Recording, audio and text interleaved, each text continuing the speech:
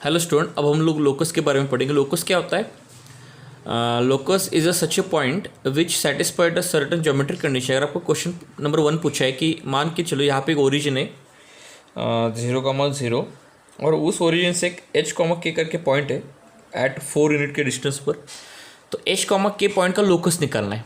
तो कुछ नहीं करना है आपको, पहले काम करो। लोकस निकालने के लिए यहाँ पे डिस्टेंस फॉर्मूला लगा दो। डिस्टेंस फॉर्मूला क्या होता है? 4 h माइनस 0 का ब्रैकेट स्क्वायर, ये होता है ना x2 minus x1 bracket square plus y2 minus y1 bracket square under root.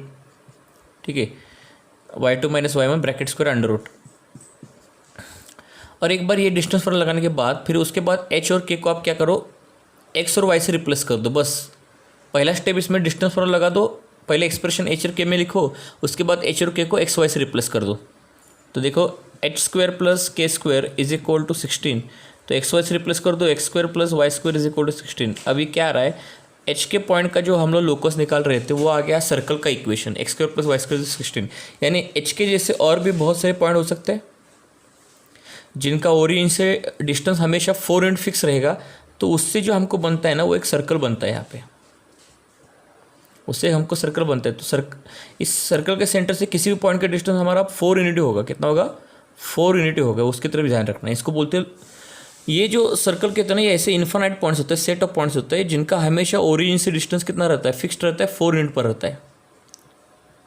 उसको बोलते हैं उस पॉइंट का लोकस, एच के पॉइंट का लोकस, ये वाला। ठीक है, अगर आपको पूछ रहे हैं कि पॉइंट सी का लोकस निकालना है, तो जिसका लोकस निकालना है उसको एच के बोल दो और एच के में एक बार एक्सप्रेशन ला दो और उसके बाद एच और के को एक्स और वाई से रिप्लेस कर देना।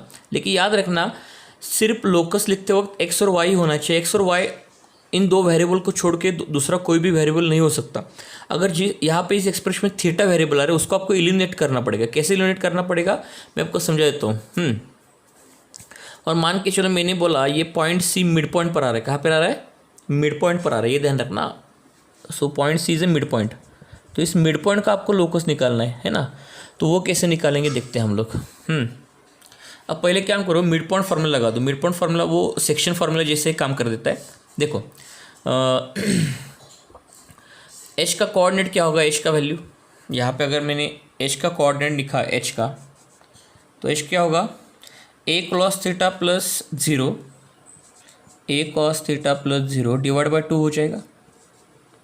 मिड पॉइंट फार्मूला मालूम है ना आपको, x1 plus x2 divide by 2, y1 plus y2 divide by 2 होता है।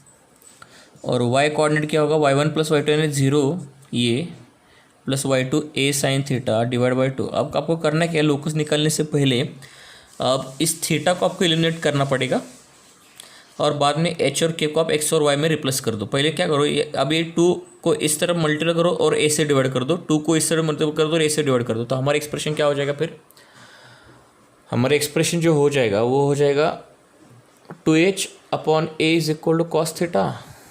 देखो यहाँ पे नीचे दिख रहा है ना आपको, and 2k upon a is equal to sine theta. अब इनको क्या करो, दोनों इक्वेशन को स्क्वायर कर दो और ऐड कर दो।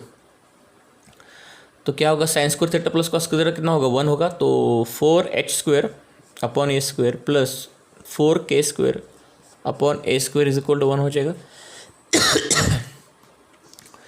इसका मतलब 4 कॉमन निकालो, h square plus k square हो जाएगा is equal to a square. H और के को एक्स और वाई से रिप्लेस कर दो, तो X square plus Y square is equal to a by 2 का ब्रैकेट स्क्वायर हो जाएगा। तो आ गया ना हमारा locus of a point. You understood this point? कैसे लोकस कैसे निकालना है, बस यही तरीका लगा था जो लोकस निकालना बहुत आसान हो जाता है।